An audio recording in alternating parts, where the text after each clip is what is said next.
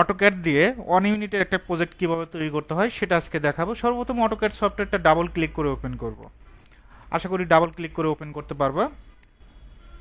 মাউসের দুইটা পয়েন্ট, একটা লেফট একটা রাইট। লেফটে ক্লিক করলে ওপেন হবে। তো আমরা যে সফটওয়্যারটা ব্যবহার করবো এটা হলো অটোক্যাড 21-এর একটা সফটওয়্যার। এমনভাবে কাজ দেখাবো যে কোনো সফটওয়্যারে যেন করতে পারো। আর যেহেতু আমরা কিবোর্ড শর্টকাটের মাধ্যমে কাজটা করব,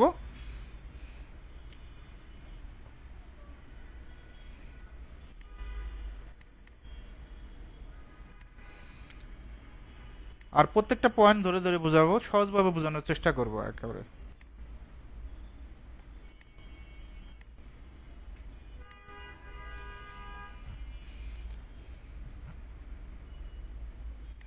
ওকে, এখন কোথায় ক্লিক করব? Start drawing.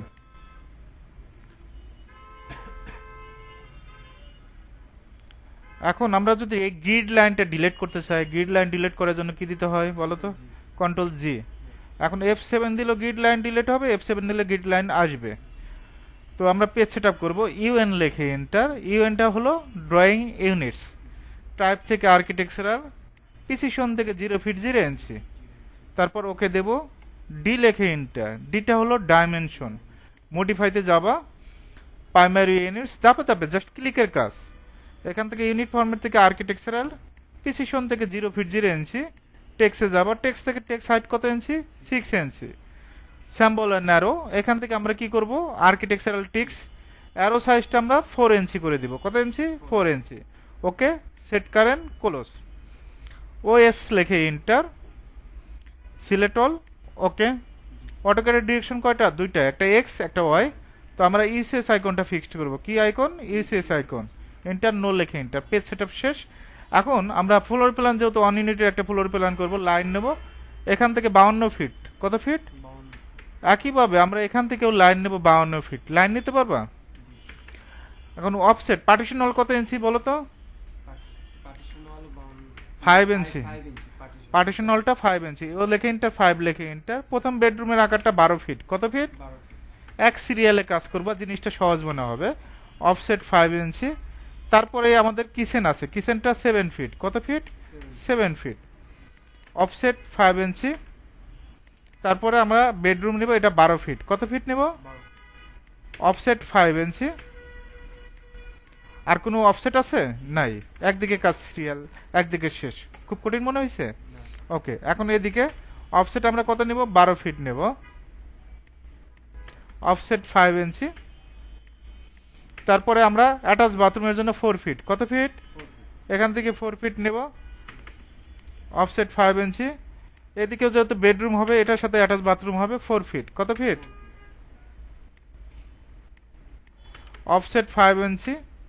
তারপর আমরা 12 ফিট নেব। কত ফিট নেব? 12 ফিট।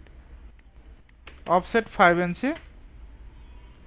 এটার সাথে বারান্দার ডিজাইনটা 4 ফিট আছে। কত ফিট? 4 ফিটের বারান্দা। ওই 3 ফিটও থাকতে পারে, 4 ফিটও থাকতে পারে, সমস্যা নাই। যে 4 ফিট পারবে সে 3 ফিটও পারবে। তারপরে ট্রিম করে দিব, টিআর লেখে ডাবল এন্টার। ওকে, এখন আমাদের যে কাজটা করতে হবে, লাইন নিবা, এল লেখে এন্টার। লাইনের শর্টকাট কি? এল লেখে এন্টার। এই পয়েন্ট থেকে এই পয়েন্ট। এখন আমরা এদিকে কত ফিট নেব? 7 ফিট। কত ফিট? 7 ফিট। অফসেট 5 ইঞ্চি। এদিকে কাজ শেষ। এখন আমরা অ্যাটাচ বাথরুম, এই পয়েন্ট থেকে এই পয়েন্ট আমরা অফসেট 7 ফিট নিয়ে নেব। কত ফিট? 7 ফিট। অফসেট 5 ইঞ্চি। অপোজিট পাশে কি মিরর করে দেওয়া যাবে? এমআই লেখে ইন্টার। কি লেখে ইন্টার? এমআই লেখে ইন্টার। মিড পয়েন্ট ধরলাম, হয়ে গেল। F8 দিবা, জাস্ট ক্লিক, নো। তারপর আমাদের টিম করে দিতে হবে। মানে যেগুলো আগে টিম করা যায়, দেখবা যে একটা ফ্লোর প্ল্যান করতে কিন্তু বেশি সময় লাগে না, সর্বোচ্চ 10 থেকে 15 মিনিট লাগে একটা ফ্লোর প্ল্যান। এটা মেইন হলো টিচারের উপরে ডিপেন্ড করে। টিচার যদি সহজভাবে বোঝায় তাহলে সহজ। দেখো বেশি সময় লাগছে শেপটা বের করতে। এখন আমরা স্টেপটা করব। রেফারেন্স লাইন নেব, এল লেখে এন্টার। এই পয়েন্ট থেকে এই পয়েন্ট নিতে পারবে না? Offset 4 fit. ল্যান্ডিংটা কত ফিট? 4 ফিট। তারপর আমরা 10 ইঞ্চি করে ধাপ দিব। জাস্ট অফসেট নিবা, জাস্ট ক্লিক করবা, এভাবে ক্লিক। রেলিং স্পেস কত দিতে হয় বলো তো? মনে আছে? রেলিং স্পেস 6 ইঞ্চি। 4 ইঞ্চি দিতে পারো, তো আমরা 6 ইঞ্চি দিব এই পয়েন্ট থেকে এই পয়েন্ট। ওকে, অফসেটটা এদিকে 3, এদিকে 3। তারপর টিম করবা, টিআর লিখে ডাবল এন্টার। ওকে, ফিলেট, এফ লিখে এন্টার, ফিলেট করে দেই, সমস্যা কি? রেক্ট্যাঙ্গেল দিয়ে আরেকটা শেপ তৈরি করতে পারো। ওকে, এখন আমরা ডোরগুলো কাটবো। কলাম যেহেতু বসাবো না, কলাম অন্য একটা প্ল্যানে বসাবো। ডোরগুলো কাটি, অফসেট 3 ফিট নিবা। বেডরুমের ডোরটা কত ফিট? এদিকে 3 ফিট, এদিকে 3 ফিট নেওয়া যাবে? কিচেনেরটাও কত ফিট? 3 ফিটই নেই।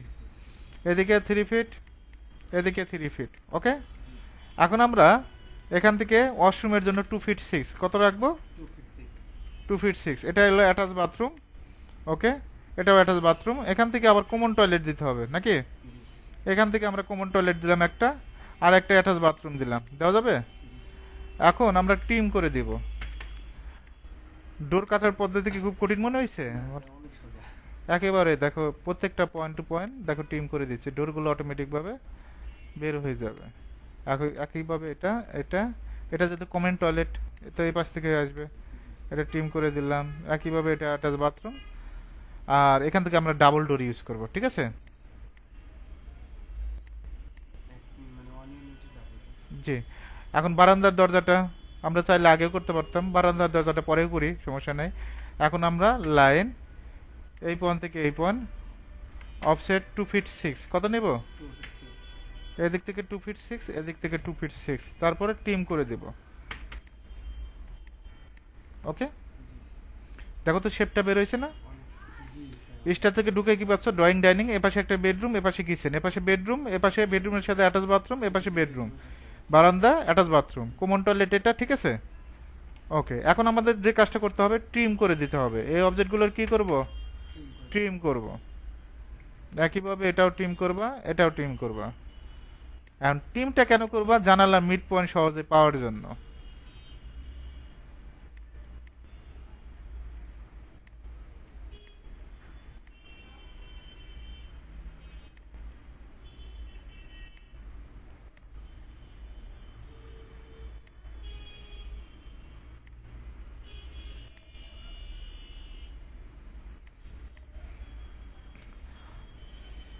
আর চোখের যদি পাওয়ার ভালো থাকে তাহলে কি চোখের আইডিয়ায় বসাবা জানালাগুলো নাকি? চোখের আইডিয়া বসানো যাবে না, অবশ্যই মিড পয়েন্ট ধরেই বসাবা। এই যে এগুলো টিম করতেছে, এটা কারণ আছে যেন জানালার মিড পয়েন্টগুলো সুন্দরভাবে পেয়ে যায়।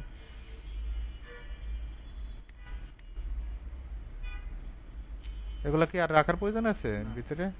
টিম করে দিলাম। একইভাবে এটা এটা এই পাশের এটা একইভাবে। ওকে, তারপরে আমরা এগুলো টিম করব।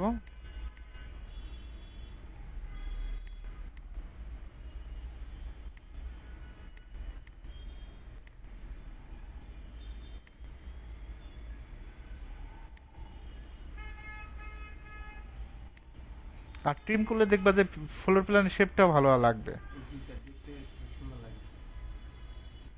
ওকে, একইভাবে আমরা এটা ট্রিম করে দেব, এটা ট্রিম করে দেব।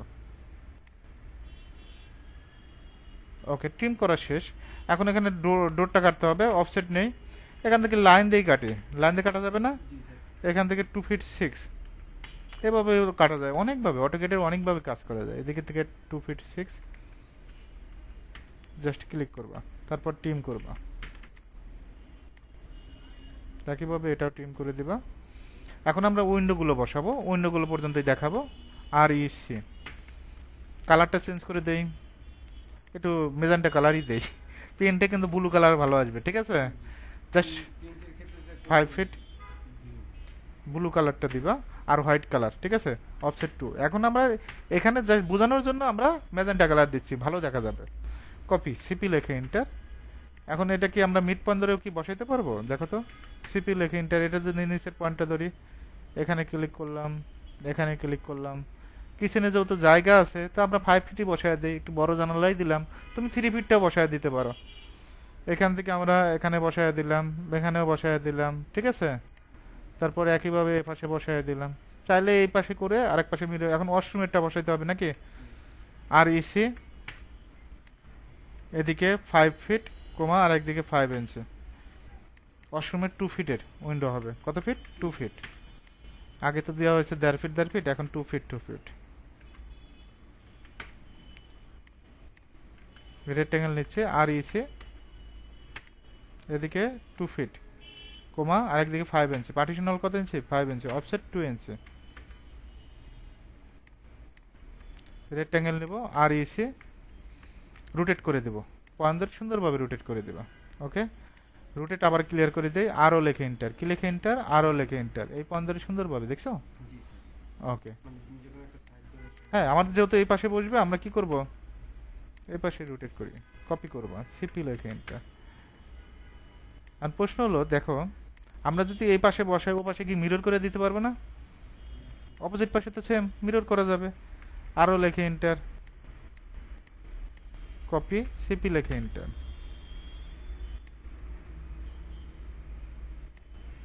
ফ্লোর প্ল্যান করবা যে এইরকম করবা এমডি স্যারকে দেখাবা সব ঠিক যে একটা ফ্লোর প্ল্যান করতে বেশি সময় লাগে না যে সিস্টেমে আসতে হবে একইভাবে এটাও হ্যাঁ সিলেক্ট করতে হবে সিলেক্ট না করলে বুঝবে কেমনে এমআই লেখে এন্টার বসে গেছে ওকে এখন দেখো আমাদের সবগুলো কাজ কমপ্লিট এখন তোমার প্রশ্ন থাকতে পারে যে সব দেখাইলে না লেখাটা দেখাবেন না লেখাও দেখায় দে ওকে কি কালার দিবে লেখা আচ্ছা ব্লু কালারই দে এবার আচ্ছা হোয়াইটই দাও তুমি যে কালারই দাও আমার কথা যে আমি এখান থেকে কি কালার দিতে পারবো কি পারবো না এটা হলো মেন বিষয় আচ্ছা হোয়াইট কালারই দিলাম টেক্সচার টি এই পয়েন্ট থেকে এই পয়েন্ট এখান থেকে আমরা কি দেব এরিয়াল আর এখান থেকে 10 কত দিব 10 এখন এখানে লিখে দিব কি লিখবা বেডরুম বিডি স্পেস রুম আর এদিকে কত ফিট 12 ফিট 00 ইঞ্চি এক্স এদিকে 12 ফিট মাইনাস 00 ইঞ্চি নাকি কন্ট্রোল এতে সিলেক্ট এখন ক্লায়েন্টকে আকর্ষণ করার জন্য আবার ইটালিক করে দিতে হয় অ্যাঙ্গেল করে দিতে হয় অ্যাঙ্গেল করে দিলে একটু ভালো লাগে টেপটা দেখছো আবার কপি সিপি লিখে এন্টার সুন্দরভাবে কপি করবা একইভাবে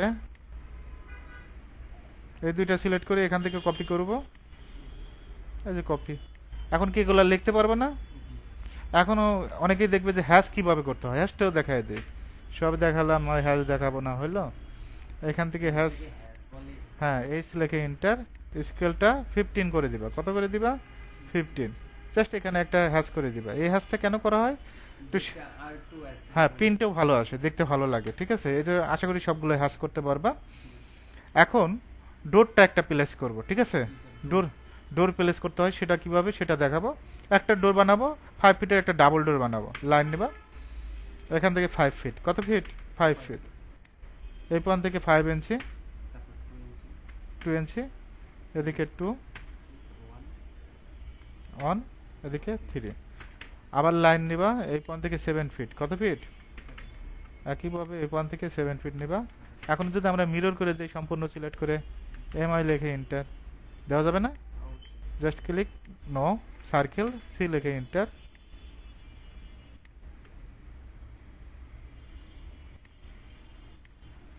তারপর টিম